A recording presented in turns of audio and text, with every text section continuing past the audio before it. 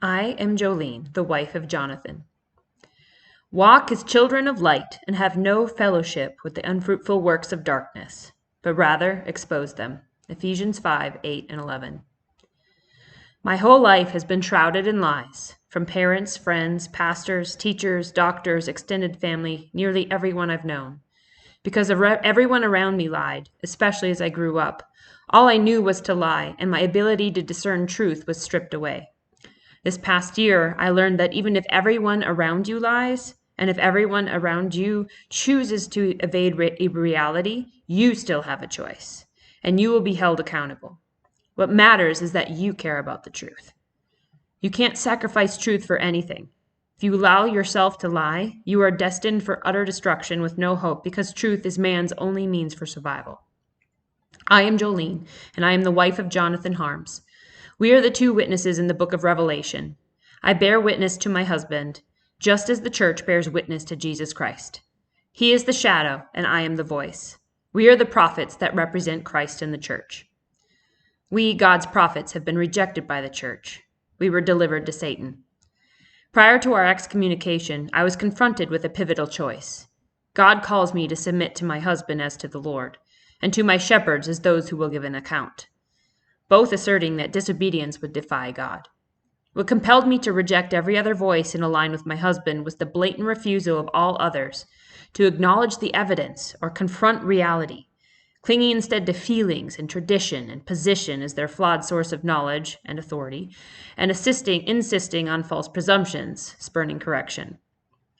My elders deliberately disregarded clear facts, saying they were too busy to examine the evidence.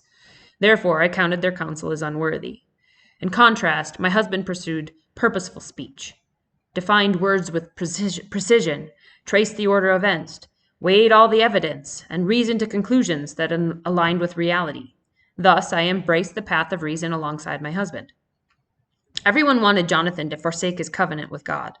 The entire church refused to look at the emails between Josh Bales and Ryan Eakey, where the covenant was plainly revealed. Aaron Kircher suggested, "Perhaps God has released you," while Ryan Eakey countered, "I'm not sure I would place the same weight on your covenant and would probably walk away." Together, they and all others argued relentlessly that God's words are meaningless and my husband should break God's covenant with him. In contrast, Jonathan believed Psalm 15, that those who keep their promises will dwell in Mount Zion. I concluded that the men in the church are faithless. I also concluded that Jonathan is the faithful one. His yes is yes and his no is no, and will receive great reward for holding fast to his covenant.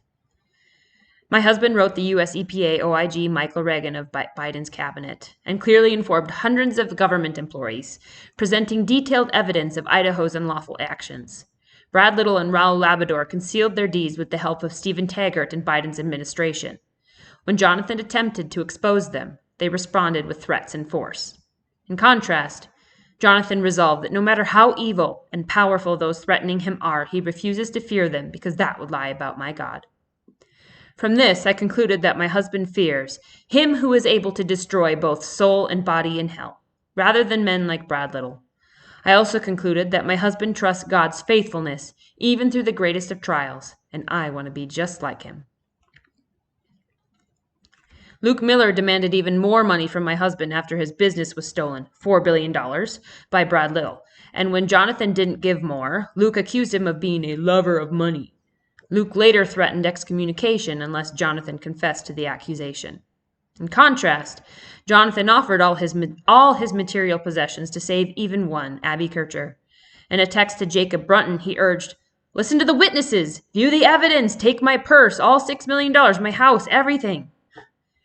From this, I concluded Luke Miller is the real lover of money. I also concluded that Jonathan is a generous giver, and he places his virtues, especially his honesty and integrity, above his material values. Luke Miller and Don Straka sought to persuade me that Jonathan's efforts to heal my childhood trauma marked him as an abusive husband. For his care, Luke Miller rebuked my husband, branding him as practicing medicine without a license, aiming to keep me broken and our marriage miserable. In contrast, Jonathan sought to do justice and love mercy. Though my treatment was deemed illegal, he prioritized obedience to God over man and acted to heal me, as he wanted to make me good for his life. From this, I concluded that the elders of Table Rock Church are the real abusers of wives. I also concluded that Jonathan is a husband who deeply loves his wife, willing to sacrifice his life for her good, truly Christ's shadow. When Jonathan became concerned that the elders were unable to discern what was true, he called for a formal examination to demonstrate their errors. But before the examination even began, the witnesses, Rick Anderson and Trevor Schmidt, finalized their assessment and deemed the elders fit to lead without allowing Jonathan to ask even a single question. I questioned the elders on why Jonathan was excluded from the process. It defied reason, and Andrew Knight dodged the inquiry, insisting we trust the body, a body ignorant of the concerns. The assessment was full of lies, which Jonathan rebuked while chastising them for being deceptive about the investigation, yet everyone refused to heed the evidence supporting his reproof. From this, I concluded that my elders were dumb, blind, and hard-hearted, and I concluded that Jonathan is more fit to lead others in the truth than any other man that I know. Following my husband's excommunication, I tested biblically the instruction from my elders, according to our membership covenant. Andrew Knight chastised me for saying, "Let me test it by the word," rebuking me for a spirit of distrust and divisiveness for comparing the elders' words to the Bible. When I countered that the Bible commands us to test prophets and teachers, and so does our church membership covenant, Andrew just repeated that I'm sinning because I wasn't simply trusting them.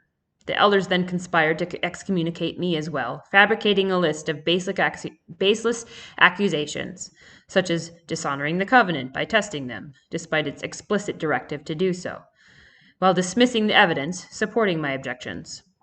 In contrast to the elders, Jonathan taught me that the Bereans were commended for searching the scriptures daily to see if the word that even the Apostle Paul was teaching was true.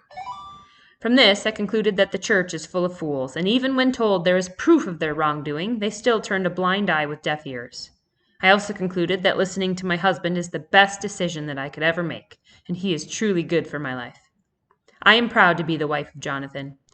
My husband held fast to the word that if you judge a matter before hearing all the evidence, it is folly and shame, and he taught me to do the same.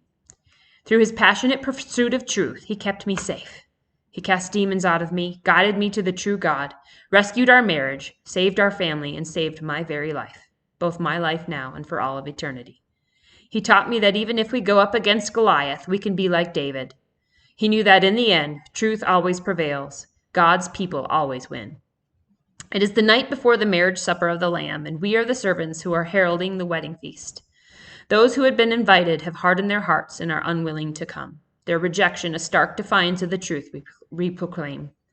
We are here to fill the banquet hall with eager guests from every corner, those willing to make themselves ready by embracing truth and righteousness and preparing their souls for the Lamb's union, as foretold in the splendor of Revelation 19.